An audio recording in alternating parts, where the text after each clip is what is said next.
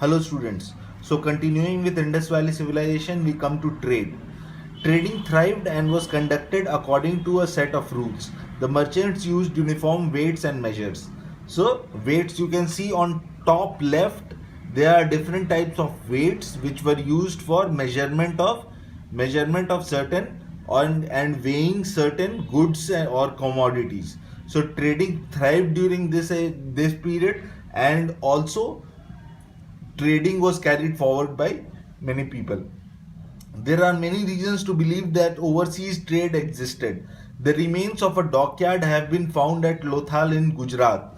A seal depicting the, it is believed that during the Indus Valley civilization there was also international trade, that is overseas trade, which existed from different countries.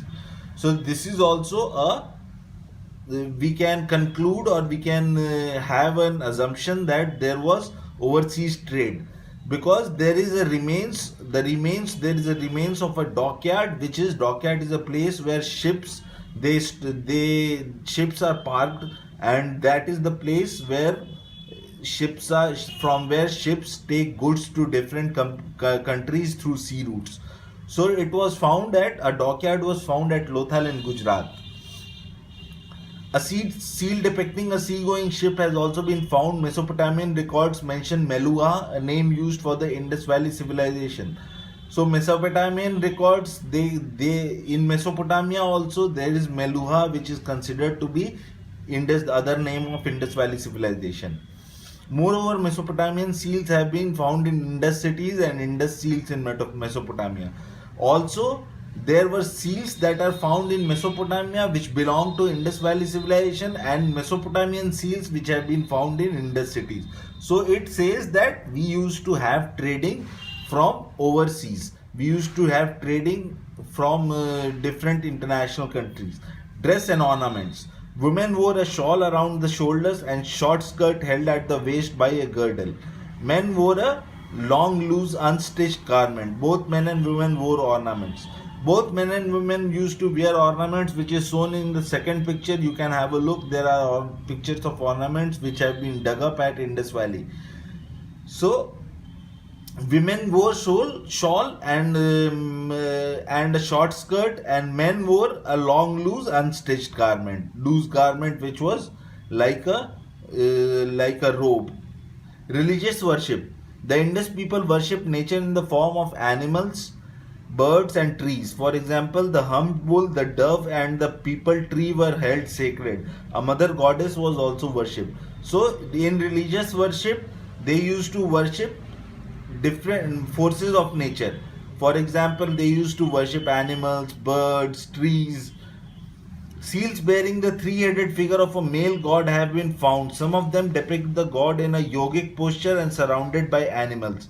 So there were seals bearing a male god. It has been found in the seals that there was a male god. See the Pashupati seal. You can have a look here. Here you can see this is the Pashupati seal. So this Pashupati seal was found in the excavation at Indus Valley civilization. Shiva or Pashupati worship today is probably a later adaptation of this male god. There are no temple structures among the remains. Some scholars believe that the great bath at Mohenjo-daro was used during religious ceremony. So, and on top of the citadel there was the great bath, and that great bath was used as a place for religious ceremonies. The Indus people believed in life after death. The Indus people believed in life after death. They buried their dead. Excuse me. Often in huge burial urns, along with food, ornaments, and the articles used by them in their daily life.